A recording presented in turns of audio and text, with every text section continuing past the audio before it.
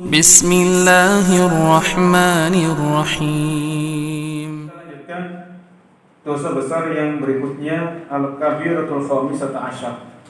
Al-kabiratul al-khamisata asyar. Dosa besar yang ke-15 yang ini rawan bagi kita semuanya. Ya, semuanya dosa besar ini rawan. Ya.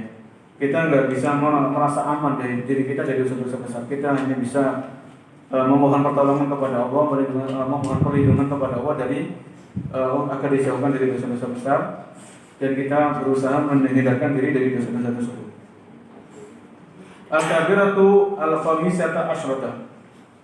Dosa besar yang ke-15, al-kibru wal fakhru wal khulaya'u wal khuyala'u wal ujibu wati.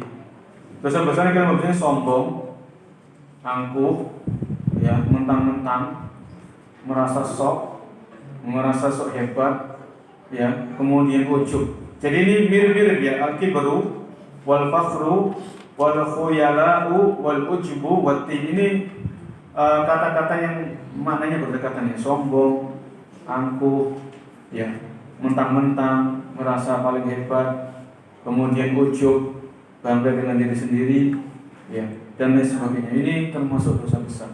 Dalilnya mana? Kita perhatikan dalilnya banyak sekali. Di antaranya Al-Imam Al-Ghazali rahimahullah membawakan firman Allah Subhanahu wa taala. Wa qala Musa, inni uttu bi rabbi wa rabbikum min kulli mutakabbirin la yu'minu bi yaumil hisab.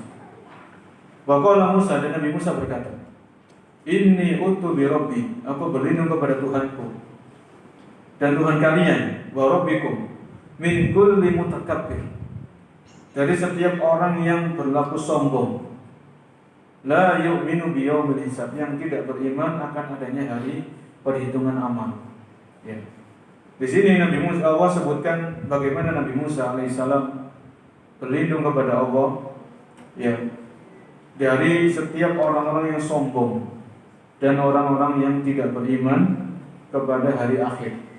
Ya, karena orang yang sombong ini nanti mereka akan rawan berbuat kezaliman, rawan untuk berbuat semena-mena, karena dia sudah merasa dirinya paling top lah, paling baik, paling sempurna misalnya, sehingga dia meremehkan orang lain, merendahkan orang lain, berbuat aniaya kepada orang lain karena kesombongan yang tersimpan di dalam hatinya.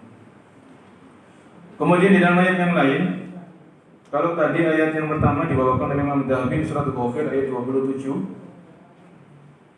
dalam ayat yang lain ini di surat An-Nahl ayat 23. Surat An-Nahl ayat 23, innahu la yuhibbul mustakbirin.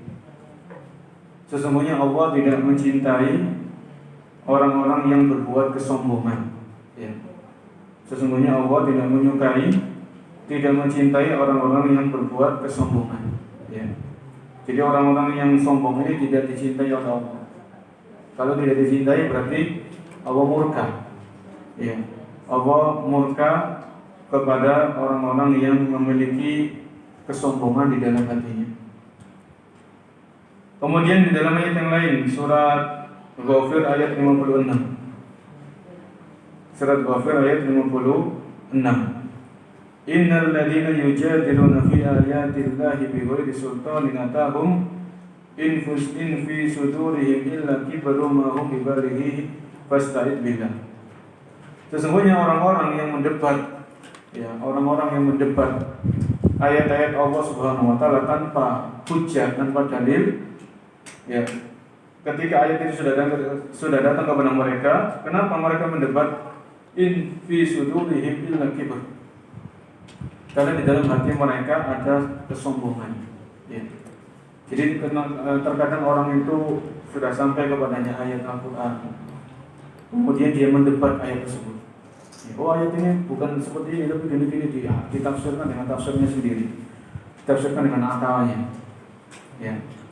Ujung-ujungnya orang ini menolak isi ayat tersebut. Alhamdulillah.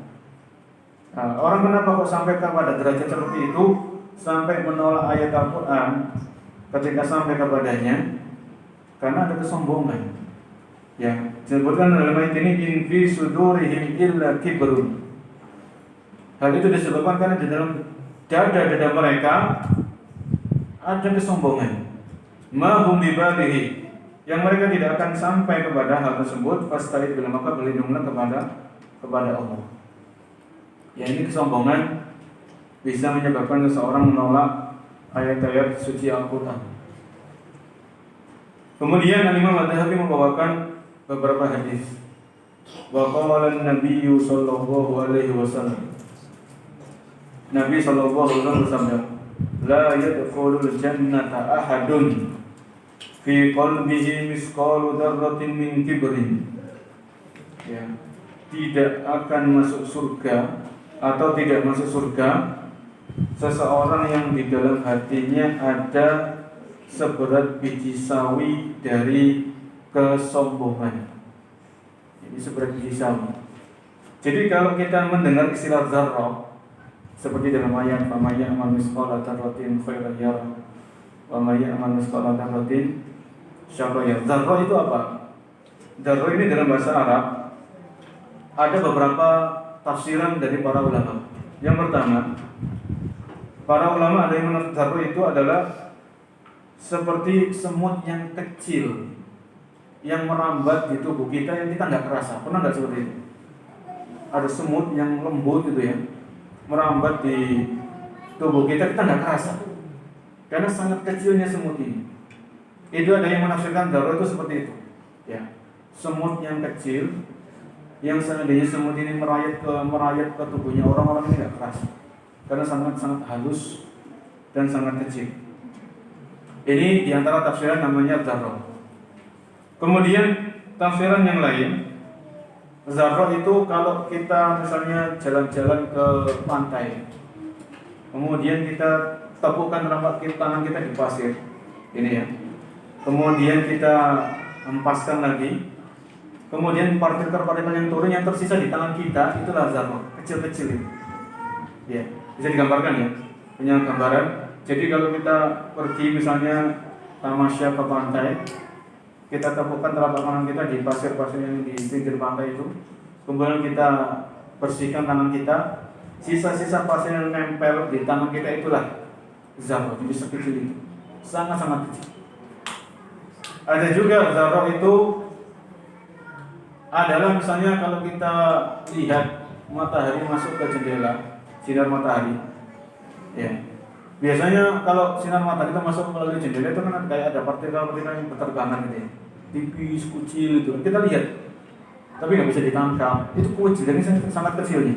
Ini diantara tafsir dzarrah. Ya. Jadi kalau seseorang di dalam hatinya kecil kesombongan, itu diancam tidak masuk surga. Nah, bagaimana kalau sombongnya itu nggak ketulungan? Sombongnya nggak karu-karuan. Kecil saja, jadi sombong itu kalau dikit saja itu sudah dosa besar, sudah termasuk dosa besar, apalagi sombongnya berlipat-lipat. Sombongnya itu nggak karu-karuan. Wah, ini hati-hati, ya. Jadi Nabi SAW dalam hadis ini memberikan ancaman sekaligus peringatan agar seorang muslim dan muslimah membersihkan hatinya dari yang namanya penyakit sombong, ya. Penyakit sombong. Awalnya sombong ini muncul dari ujub, berbangga dengan diri sendiri, bangga dengan ilmu yang dimiliki, bangga dengan harta yang dimiliki, bangga dengan kecantikan atau ketampanan, bangga dengan nasab, ya, keturunan ningrat, keturunan darah biru, bangga dengan jabatan. Awalnya ujub, ya, akhirnya meremehkan orang lain. Kemudian merembet-rembet, akhirnya jadi sombong. Jadi ujub ini sebelum orang itu sombong, dia melalui ujub dulu biasanya. Dia merasa dirinya berjasa. Saya yang mulai dakwah di tempat ini, saya yang merintis dakwah di tempat ini, saya yang babat alas, saya yang ini dan itu. Disebutkan semuanya. Ujub. Akhirnya nggak kerasa dikirim sama syaitan, akhirnya dia sombong. Siapa orang ini baru datang, baru lulus, baru terjun di medan dakwah semua ini? Siapa orang ini? Belajar di mana? Akhirnya meremehkan orang lain yang baru ikut andil dalam bidang dakwah misalnya. Siapa orang ini kok baru ikut mengadakan kajian? Jadi kadang ada yang ujub dengan organisasinya, ada dengan misalnya komunitasnya. Kita nggak menuduh orang ya, tapi namanya hati itu kan harus senantiasa dikoreksi terus. Ya, nggak bisa kita lepaskan hati itu biasa, dilepaskan itu aja nggak bisa. Ada orang yang ujub dengan lembaganya, dengan pondok pesantrennya, ya, dengan sekolahnya, terus macam-macam, ya, macam-macam dengan banyaknya pengikut, banyaknya follower, banyaknya subscriber. Itu kalau hati itu nggak dikoreksi, nggak diawasi, itu rawan untuk mengantarkan seseorang kepada ujub. Ujung-ujungnya nanti dia terseret ke dalam jurang-jurang kesombongan. Ya, makanya dalam hadis ini hadis riwayat Muslim, Nabi SAW mengingatkan tidak masuk surga orang yang di dalam hatinya seberat biji sawi, seberat atom dari yang namanya penyakit kesombongan. Kemudian dalam hadis yang lain, waqala sallallahu alaihi wasallam, Nabi bersabda, bainama rajulun yatabakhtaru fi burdaihi id khasafa Allahu bihil arda fa huwa yatajaljalu fiha ila yaumil qiyamah. Ya. Ada ini hadis riwayat Bukhari, ketika seseorang itu berjalan, ya, dia sombong dengan selendangnya atau dengan pakaiannya. Kemudian Allah tenggelamkan orang ini ke dasar bumi. Ya.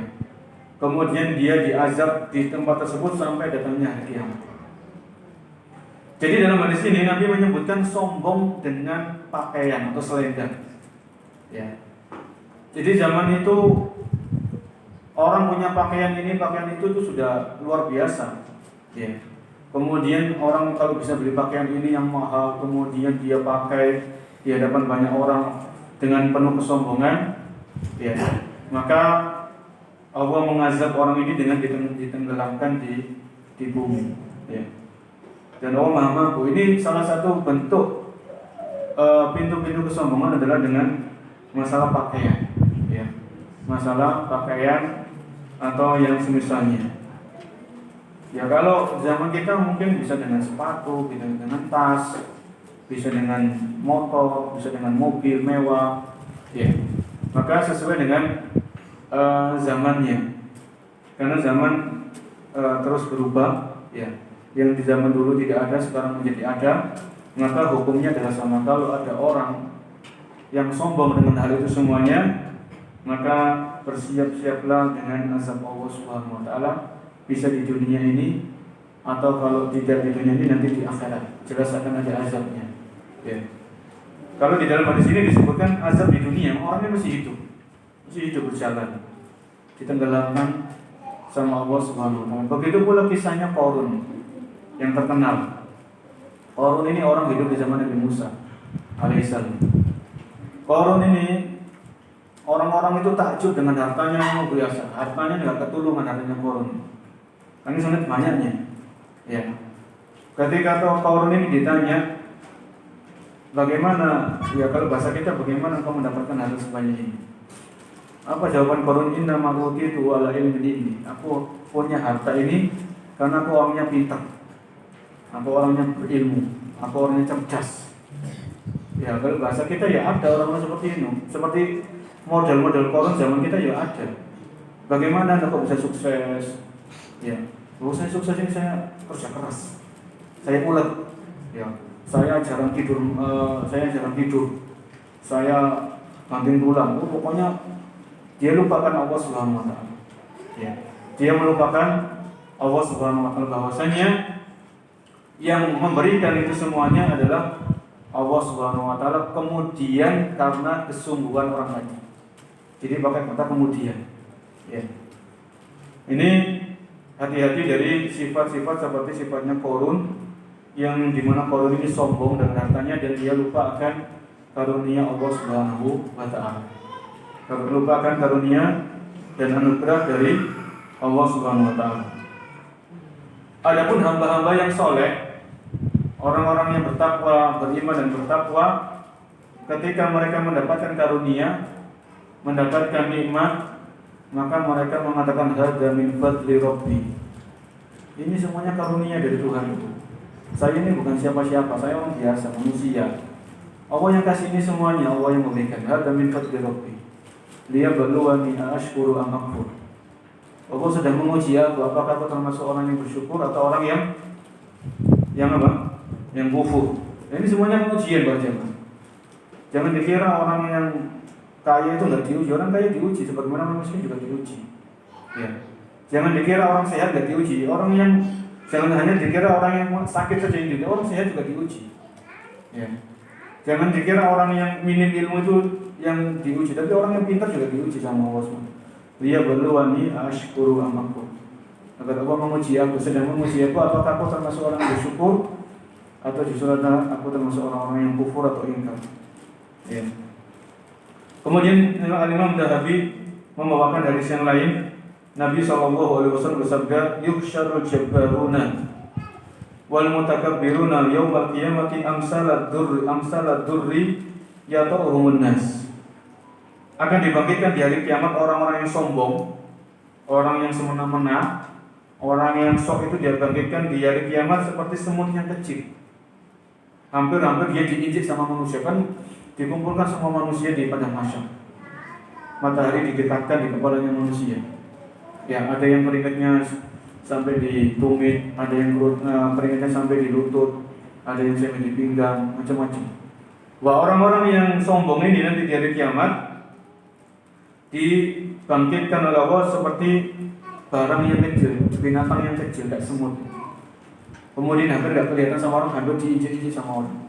Ya, balasan sesuai dengan amal perbuatan. Ketika orang ini di dunia merasa wah, merasa lebih tinggi dari orang lain, merasa bangga dengan jabatannya, nanti di hari kiamat dia nggak ada apa-apanya, sampai hampir mau diinjek-injek sama orang lain karena nggak kelihatan, karena dibangkitkan dalam badan yang sangat-sangat kecil.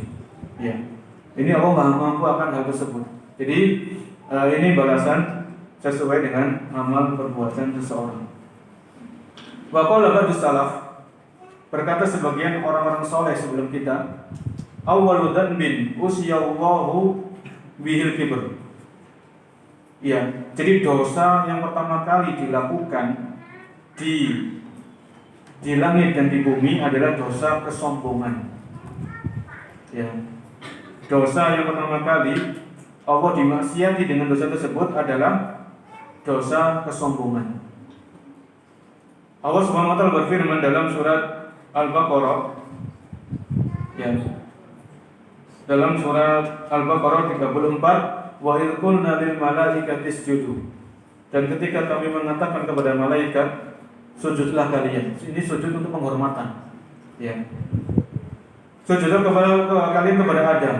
Fasajadu, maka semuanya itu sujud illa iblis. Kecuali satu yang tidak sujud, yaitu iblis. Illa iblisa aba wastakbar. Iblis ini enggan dan dia sombong, bahkan minal kafirin. Maka iblis ini termasuk orang-orang yang kafir. Ya. Disuruh sujud sama Allah Subhanahu wa taala kepada Nabi Adam alaihissalam. Wah, iblis ini enggak mau sujud, merasa lebih mulia. Ya, khalaqtani min nar wa khalaqtahu min tin. Engkau menciptakan aku dari api dan engkau menciptakan Adam dari tanah. Dia merasa dengan kiasnya yang salah. Ya. Namanya sudah ada perintah dari Allah, maka iblis ini masih menggunakan perasaan dan akalnya, bahwasanya dia merasa lebih ini, lebih itu. Akhirnya dia tidak mau sujud kepada Adam alaihissalam sebagaimana perintah Allah Subhanahu wa taala. Faman istakbara 'alal haqqi kama fa'ala iblis lam yanfa'hu imanu. Barang siapa yang memiliki kesombongan terhadap kebenaran sampai menolak kebenaran, maka perlakuan orang ini seperti perlakuan iblis, tidak bermanfaat baginya keimanan. Iblis ini beriman. Iblis ini beriman Allah yang menciptakan iblis. Ya. Karena khalaqtani min nar. Iblis mengakui bahwasanya Allah yang menciptakan dia, yang menciptakan iblis ini. Ya. Jadi dia mengingkari masalah rububiyah, tidak mengingkari. Cuman iblis ini punya masalah kesombongan ini. Tidak mau melaksanakan perintah Allah dan dihukumi sebagai orang-orang yang makhluk yang kafir. Wa kana minal kafirin. Kemudian definisi kesombongan itu apa?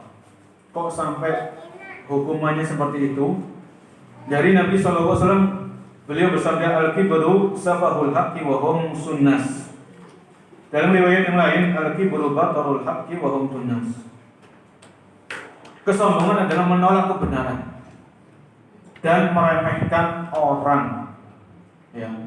Jadi definisi sombong itu, ini Nabi SAW yang memberikan definisinya, memberikan pengertiannya. Al-kibru batarul haqqi wa hum tunnas. Ya. Jadi kesombongan adalah menolak kebenaran. Sudah datang kebenaran, ayatnya jelas, hadisnya jelas, tidak ada syubhat di situ, sudah jelas gamblang seperti matahari di siang bolong. Ditolak, tidak mau menerima. Dan hal ini biasanya terjadi ketika perdebatan, debat. Ya. Jadi perdebatan, kemudian ada orang yang kalah, dalam tanda kutip kalah, debat. Akhirnya orang ini tidak mau menolak, mau menerima kebenaran tersebut. Dia cari dalil, cari kesana kemari, cari muter-muter pokoknya supaya dia tidak terlihat kalah sama lawan debat. Ini hati-hati. Ya, debat itu kalau tidak diniatkan di awal mencari kebenaran, maka ujung-ujungnya hanya membela apa yang ada pada dirinya dari keyakinan-keyakinan atau perbuatan-perbuatan tertentu. Ini diancam dengan hukuman-hukuman yang berat nanti di hari kiamat. Batarul haq, menolak kebenaran dan meremehkan orang. Ya. Sehingga dalam hal ini, ketika orang itu pakai pakaian bagus, rumahnya bagus, mobilnya bagus, ini tidak bisa mengklaim orang ini pasti sombong, tidak ya. Jadi sombong itu kalau orang ini sudah kelihatan menolak kebenaran dan meremehkan orang. Dan sombong ini penyakit hati. Penyakit hati, tapi tanda-tandanya itu bisa terlihat dari ucapan, dari tulisan, dari gaya berjalan, ya, dari pergaulan. Itu bisa terlihat. Ya, kita nggak tahu isi hati orang, kita nggak bisa tahu. Nah, kita nggak bisa mengetahui isi hati orang, tapi kalau orang itu sombong akan terlihat dari indikator-indikator. Ya, tanda-tandanya itu kelihatan. Ya, ngomongnya, pokoknya akan kelihatan.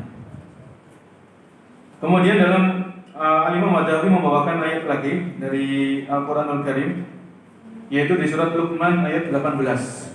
Innallaha la yuhibbu kulla mukhtalin fakhur. Sesungguhnya Allah tidak menyukai orang-orang yang sombong ketika berjalan. Jadi gaya jalannya itu beda sama orang lain. Fakhur, dan sombong dalam gaya bicara. Ya. Innallaha la yuhibbu kulla mukhtalin fakhur. Kemudian dalam hadis yang lain, Nabi SAW bersabda, Allah berfirman, ini hadis qudsi, Al-adhamatu izari, keagungan itu adalah selendangku, kata Allah. Wal kibriya'u ridai, dan kesombongan adalah selendangku. Faman naza'ani fihima alqaituhu finnar. Barang siapa yang bersaing denganku, kata Allah, dengan kesombongan, maka aku akan melemparkannya ke dalam neraka. Rawahu Muslim, hadis riwayat Muslim. Ya. Allah zat yang maha sempurna. Ya. Allah tidak memiliki aib dan kekurangan, maka yang pantas untuk sombong itu hanyalah Allah Subhanahu wa taala. Karena tidak memiliki aib, tidak ada kekurangannya. Adapun manusia, sak pinter-pinternya wong, tetap punya aib kan gitu ya. Punya dosa, punya khilaf. Ya. Ganteng, tampan-tampannya orang, secantik-cantiknya orang, tetap dia punya aib, punya dosa, punya salah. Dia tidak maksum. Ya. Maka kalau ada orang sombong, seolah-olah orang itu bersaing dengan Rabbul Alamin, bersaing dengan Allah Subhanahu wa taala, Tuhan semesta alam. Ini bahaya. Ya. Ini sangat-sangat berbahaya. Nabi SAW bersabda, "Ikhtasamatul jannatu wan nar ila rabbihim." Surga dan neraka itu saling berdialog di hadapan Allah Subhanahu wa taala. Maka surga berkata, "Ya Rabbi, ma li yadkhuluni du'afa'un nas wa suqatuhum." Wahai Allah, wahai Tuhanku, masukkan ke dalam diriku, maksudnya ke dalam surga, orang-orang yang lemah, ya, orang-orang yang dulu di dunia itu enggak dihargai sama orang, dianggap dianggap remeh. Itulah yang akan diizinkan untuk masuk surga. Ya. Wa qalatin nar. Kemudian neraka berkata, "Usirtu bil jabbarina wal mutakabbirin." Akan dimasukkan ke dalam diriku, kata neraka, orang-orang yang semena-mena, orang-orang yang sok, orang-orang yang sombong. Ya. Jadi surga ini tempatnya orang-orang yang rendah hati, ya, orang-orang yang lemah, orang-orang yang dulu di dunia itu nggak dinilai sama orang, nggak diperhatikan karena memang nggak punya apa-apa. Ya. Ini dalam hadis yang lain. Di dalam ayat di surat Al-Qasas 83, ya, Allah berfirman, "Tilka darul akhiratu naj'aluha lil ladzina la yuriduna 'uluwan fil ardi wala fasada." Tilka darul akhirah. Itulah kehidupan akhirat. Untuk siapa kehidupan akhirat? Naj'aluha. Kami jadikan kebahagiaan di akhirat lil ladzina la yuriduna 'uluwan. Bagi orang-orang yang tidak menginginkan ketinggian di bumi, ya, tidak ingin sok, tidak ingin tampil, maksudnya tidak ingin berbangga-banggaan di dunia, ya. Dan wala fasad, dan tidak melakukan kerusakan di muka bumi ini. Ini diantara ayat yang menjelaskan tentang haramnya yang namanya kesombongan atau ujub. Dalam ayat yang lain, surat Luqman ayat 18, wala tusayyir khaddaka linnas, dan janganlah kau memalingkan pipimu dari manusia. Wala tamshi fil ardi maraha, dan janganlah kau berjalan di muka bumi ini dengan kesombongan. Innallaha la yuhibbu kulla mukhtalin fakhur. Sesungguhnya Allah tidak menyukai orang-orang yang sombong dalam cara berjalan dan cara berbicara. Ya. Ini Allah melarang berbuat sombong di Luqman ayat 18. Wa qala Salamah bin Aqwa, dalam hadis riwayat Muslim dari Salamah bin Aqwa, akala rajulun inda Nabi sallallahu alaihi wasallam bishimali. Ada seseorang, ini bayangkan kisah ini kejadian di zaman Nabi. Ada orang yang makan bareng di hadapannya. Jadi misalnya, jadi ini Nabi, orang ini di hadapannya Nabi langsung face to face makan bareng. Kemudian orang itu makan dengan tangan kiri, makan dengan tangan kirinya sengaja, tangan kanannya masih sehat, dan Nabi tahu akan hal itu. Ya, Nabi SAW tahu kalau tangan kanannya orang ini masih sehat walafiat, tapi orang ini sengaja makan dengan tangan kirinya. Ya. Kemudian Nabi perintahkan, kul biyaminik, makan dengan tanganmu, makan dengan tangan kananmu. Ya. Orang ini nggak mau. Orang ini dengan entengnya, la astati, saya nggak bisa. Padahal orang itu kalau makan dengan tangan kiri diingatkan kan gampang kan, tinggal pindah sendoknya ke tangan kanan ya, dari zaman kita. Tinggal pindah aja, apa sih beratnya? Ya, sendok itu berapa kilo beratnya sendok itu kan nggak ada. Atau kalau dia makan dengan mulut, misalnya mulut dengan tangan kiri, tinggal pindah dengan tangan kanan. Cuman orang ini ngomong la astadi, bayangkan ini Nabi yang ngomong langsung sallallahu alaihi wasallam dengan mulut beliau yang mulia, bahwa orang ini entengnya la astadi, saya nggak bisa, saya nggak mampu. Wah, ini kebangetan, sudah nggak karu-karuan orang ini. Kemudian disebutkan mana'ahu ilal kibr, orang ini nggak mau melaksanakan perintah Nabi karena kesombongan yang ada dalam hatinya. Ya. Jadi sombong itu bisa menolak perintah Nabi karena sombong ini, menolak hadis. Ya. Kemudian Nabi mengatakan qala lastata, semoga engkau enggak bisa. Fama rafa'aha ila fihi ba'd. Ya. Kemudian Nabi mendoakan semoga engkau enggak bisa. Ya, orang ini tangan kanannya akhirnya enggak bisa diangkat. Ya, kalau dia mau makan dengan tangan kanan itu sudah enggak bisa karena didoakan kejelekan oleh Nabi sallallahu alaihi wasallam. Nabi sallallahu alaihi wasallam beliau orang yang sabar. Beliau sering mendoakan kebaikan. Ya, ketika beliau ke Taif menawarkan Islam, mendakwakan tauhid, beliau dilempari batu, beliau sabar. Beliau mendoakan kebaikan, Allahumma hdi qaumi fa innahum la ya'lamun. Ya Allah, berikan hidayah kepada kaumku sehingga mereka tidak tahu. Ya. Tapi orang ini beda kasusnya. Disebutkan para ilmuwan, orang ini orang munafik. Orang munafik. Ya. Jadi orang ini sudah kebangetan, keterlaluan, dia tinggal memindah sebetulnya dengan dari tangan kiri ke tangan kanan. Orang ini tidak mau karena kesombongan. Akhirnya didoakan keburukan oleh Nabi sallallahu alaihi wasallam. Lastata, semoga kau enggak akan mampu. Ya. Fama rafa'aha ila fihi ba'du. Maka orang itu pun tidak mampu mengangkat tangan kanannya untuk memasukkan makanan ke mulutnya. Ya. Maka ini makan dengan tangan kanan itu menurut sebagian orang itu hanya adab. Ini kan adab, etika. Loh, ini Nabi saja memerintahkan makan dengan tangan kanan, kul biyamin. Ya. Maka jangan kita meremehkan yang itu jelas-jelas perintah dari Nabi SAW. Ya. Kalau ada kita punya anak, punya cucu, keponakan, ya sering-sering diingatkan, namanya anak itu gampang lupa, makan dengan tangan kiri, ya, makan jajan, makan kue, diingatkan aja, sering-sering diingatkan. Bahwa sebagian orang itu meremehkan, itu sejak nopo masih kecil gitu. Biarkan aja masih kecil, nanti kalau sudah besar dikasih tahu. Loh, jangan seperti itu, orang kalau sudah biasa makan dengan tangan kiri, merubah itu sulit para jemaah. Merubah itu lebih sulit daripada mengajarkan dari sejak kecil. Ya. Maka mumpung masih kecil, belum terbiasanya diajari terus, diingatkan. Sampai anak ini terbiasa makan dengan tangan, mau makan nasi, mau makan kue, mau makan gorengan, mau makan roti, mau makan pentol, semuanya dengan tangan kanan. Ya. Kemudian Nabi SAW bersabda, "Ala ukhbirukum bi ahlin nar." Maukah aku kabarkan kepada kalian tentang sifat penghuni neraka? Kullu utulin jawadin mustakbir. Ya. Orang penghuni neraka, sifat-sifatnya adalah orang yang omongannya kasar, omongannya menyakitkan. Ya. Jawad itu orang yang suka mengumpulkan harta tapi nggak mau sedekah. Hartanya dieman-eman. Orang Jawa ya medit, orang yang pelit. Ya. Orang yang pelit itu jangankan untuk orang lain, untuk dirinya sendiri saja kadang dia pelit. Ya. Mau beli baju, padahal dia perlu baju. Anaknya perlu tas untuk sekolah, nggak dibelikan, padahal dia punya duit. Ya, untuk dirinya aja pelit, untuk anaknya berapa lagi untuk orang lain. Ya, ini diantara sifat-sifat penghuni neraka, yaitu orang yang ngomongnya kasar, menyakitkan. Jawa, orang yang suka mengumpulkan harta tapi tidak mau sedekah. Mustakbir, dan orang yang sombong. Ini ciri-ciri penghuni neraka. Waqala Umar bin Yunus al-Yamami, nabba'ani abi an Ikrimah ibn Khalid annahu laqiya ibn Umar.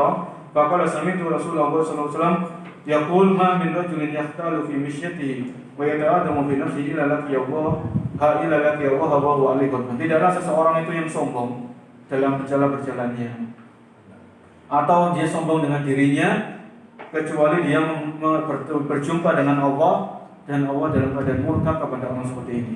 Ya, ini hadis riwayat hadis sahih, syaratnya sesuai dengan syarat Muslim. Kemudian dari Abu Hurairah radhiyallahu anhu, awal salasatinya dakhulun nar, ada 3 golongan yang pertama kali akan diceburkan dalam neraka. Amirun mutasallid, ya, seorang pemimpin yang zalim, ya, atau seorang pemimpin yang sombong. Wa ghaniyun la yu'addi zakat, orang yang kaya tidak menunaikan zakat mal. Wa faqirun fakhur, dan orang yang miskin sombong, ya. Terkadang ada orang itu yang sebetulnya dia nggak layak untuk sombong tapi sombong. Orang kaya sombong itu dosa besar. Ya. Orang kaya sombong itu dosa besar. Ya wajar ya, kaya sombong tapi tetap dosa besar. Dan apalagi ada orang yang ngomong orang miskin, kok sombong, ini sudah bahasa kita ya keterlaluan. Ya, nggak tahu diri, tidak tahu diri. Kemudian Imam Adz-Dzahabi memberikan penjelasan setelah beliau membawakan ayat dan hadis. Qultu, ya, aku mengatakan, kata Imam Adz-Dzahabi, wa asyarrul kibri, dan kesombongan yang paling jelek, man takabbaru 'alal ibadi bi ilmi, orang yang sombong kepada manusia dengan ilmunya. Ya.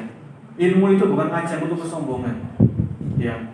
Ilmu agama, kemudian ilmu dunia, ini bukan ajang untuk kesombongan. Ya.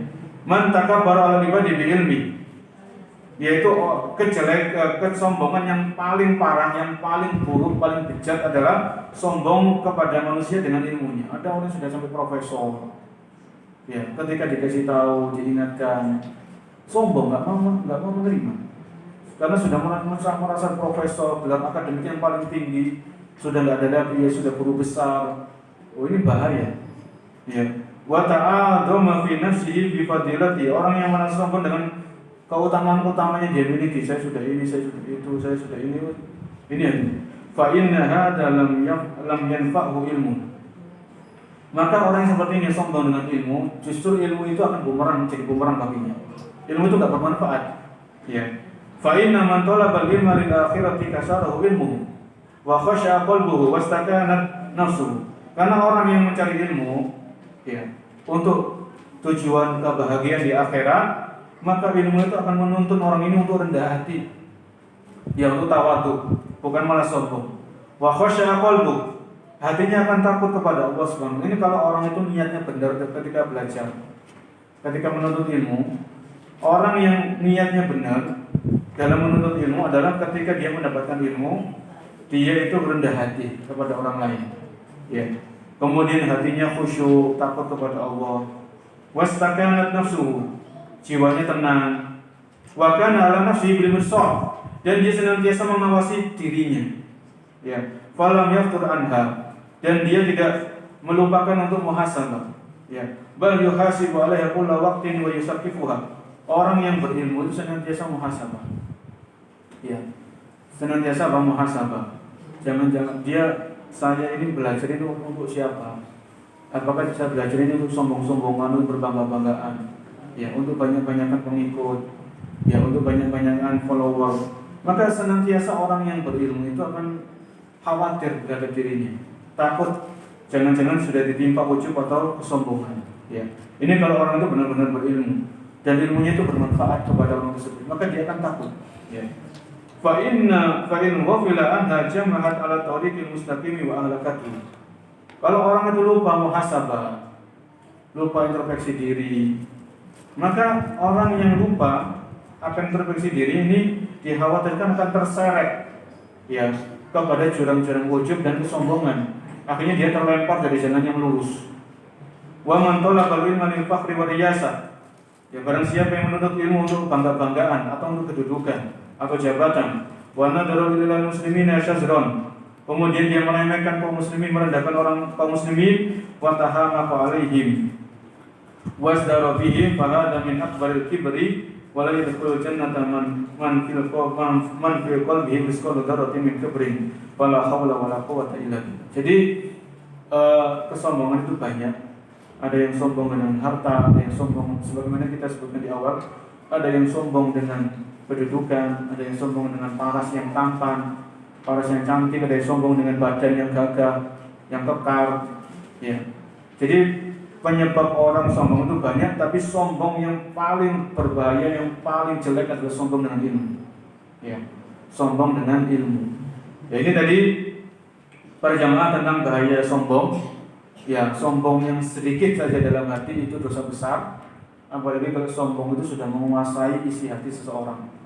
Ini malah sangat-sangat membahayakan orang tersebut di dunia dan di akhirat. Maka dari setiap orang itu ingat siapa dirinya. Kita ini kan diciptakan dari air yang hina. Ya, diciptakan min ma'in mahin. Ini asal kita dari air yang hina. Ya.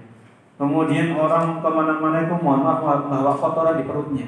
Mau orang yang cantik, mau orang yang tampan, dia kemana-mana jalan itu membawa kotoran di dalam perutnya.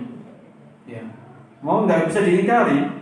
Orang ketika habis makan, lama-lama dia akan butuh untuk buang hajat. Maka ini menunjukkan orang kemana-mana bawa kotoran di perutnya. Ya. Kemudian nanti kalau mati jadi bangkai. Terus apa yang harus disombongkan? Apa yang perlu disombongkan? Nanti ujung-ujungnya mati jadi bangkai. Ya. Ini jadi kalau orang itu mengingat jadi dirinya itu siapa, mau kita keluar dari perut ibu kita itu nggak bisa apa-apa, nggak punya apa-apa. Allah berikan karunia, Allah berikan ilmu kepada kita, Allah berikan fasilitas. Maka apakah fasilitas itu jadikan ajang untuk kesombongan? Maka jangan sampai seperti itu. Wallahualam, itu mungkin yang bisa kita bahas pada kesempatan pagi menjelang siang hari ini, yaitu dua dosa besar. Yaitu dosa besar yang ke-14 adalah mengkonsumsi minuman keras walaupun tidak sampai mabuk, itu berbahaya, dan dosa kesombongan dan dosa ujub. Wallahu a'lam. Apabila ada yang mau menambahkan, ada pertanyaan, kita silakan.